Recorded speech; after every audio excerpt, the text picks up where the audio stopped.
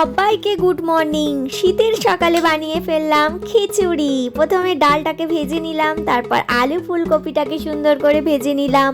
এবার আমরা কড়াইতে তেল দিয়ে দিলাম, তেল দিয়ে শুকনো লঙ্কা আর তেজপাতা দিয়ে দিলাম।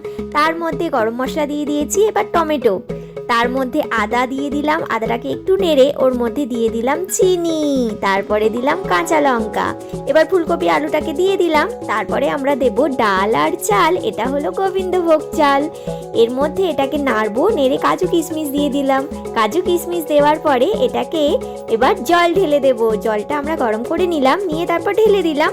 তারপরে এটা ফুটবে, ফোটার পরে আমরা এর মধ্যে দিয়ে দেব পালং শাক। দারুন! এবার আমরা এদিকে করে নেব বেগুন ভাজা। আমাদের বাড়িতে এইভাবে খিচুড়ি হয়, আর এর সঙ্গে আমরা খাই চিপস ভাজা। ওয়াও! এবার খিচুড়িটা দেখে নেব, সুন্দর। আজকের লাঞ্চটা জাস্ট জমে গেছে।